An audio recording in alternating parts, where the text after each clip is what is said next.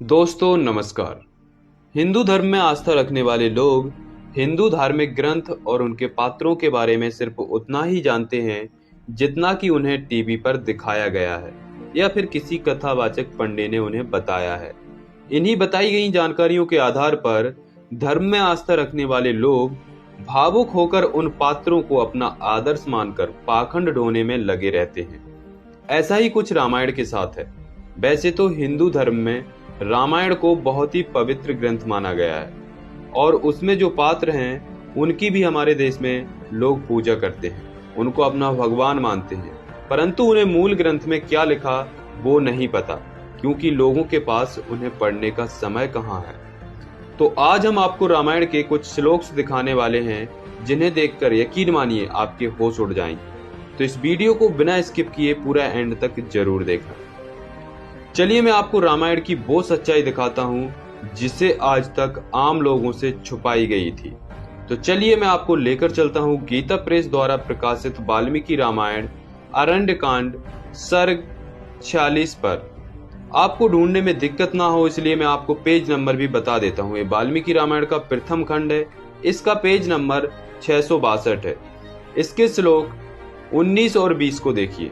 इसमें क्या लिखा है वो आपको मैं पढ़ के सुनाता हूँ। ये प्रसंग सीता हरण का है।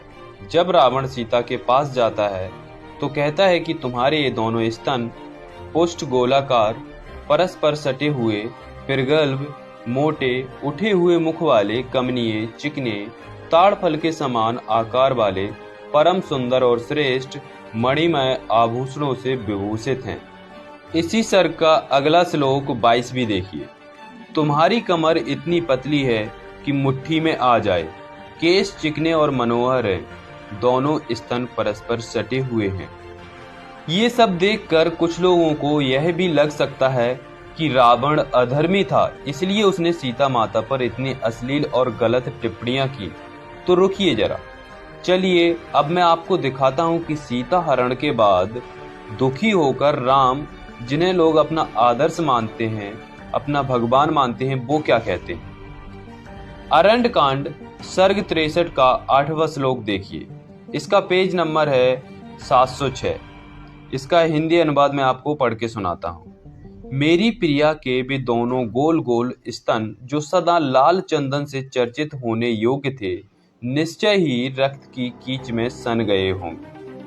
अब आप लोग धार्मिक अंधता से थोड़ी देर के लिए बाहर निकलकर सोचिए। जिस पात्र को आप भगवान मान बैठे हो, अपना आदर्श समझ रहे हो, उसके द्वारा ऐसे अश्लील शब्दों का इस्तेमाल कहाँ तक सही है, बताइएगा जरूर। चलिए आपको अगला प्रसंग दिखाते हैं। इसमें हनुमान लंका से आने पर सीता के सौंदर्य का वर्णन करते हैं। ये वाल्मीकि रामायण सुंदरकांड सर्ग 15 के श्लोक 28 और 29 है। यहाँ हनुमान कहते हैं कि देवी सीता का मुख पूर्ण चंद्रमा के समान मनोहर था, उनकी भौहें बड़ी सुंदर थीं, दोनों स्तन मनोहर और गोलाकार थे। वे अपनी अंग कांति से संपूर्ण दिशाओं का अंधकार दूर किए देती थी। इसका अगला श्लोक भी देख लीजिए। उनके केस काले काले और ओष्ठ बिंब फल के समान लाल थे, कटी भाग बहुत ही सुंदर था, सारे अंग सुडौल और सुगठित थे। जिनको कटी भाग का मतलब नहीं पता वो देख लीजिए और आप लोग खुद ही बताइए। जिन हनुमान को लोग ब्रह्मचारी मानते हैं, उनके द्वारा सीता जी की सुंदरता का इस तरह से अश्लीलतापूर्ण वर्णन करना क्या शोभनीय है। धर्मांधता से बाहर निकलकर सोचिएगा जरूर। बुरा लग रहा होगा लेकिन विचार कीजिए। ये कोई हवा में बनाई गई बातें नहीं बता रहा मैं आपको। आप चाहो तो वाल्मीकि रामायण मंगाकर या जिसके पास हो वो खोलकर चेक कर सकता है। हर श्लोक का रेफरेंस दिया है मैंने, जिससे किसी को भी डाउट ना हो। अब मैं आपको बताता हूँ, जब सीता हरण के बाद पहली बार वो राम लक्ष्मण को देखती हैं तब वे अपने बारे में क्या बताती हैं। मेरे दोनों स्तन सटे हुए और स्थूल हैं, इनके अग्रभाग भीतर की ओर दबे हुए हैं। मेरी नाभि गहरी और उसके आसपास के भाग ऊंचे हैं। मेरे पार्श्व भाग तथा छाती मांसल है। ये घटना युद्ध कांड सर्ग 48 श्लोक 11 और पेज नंबर 368 है।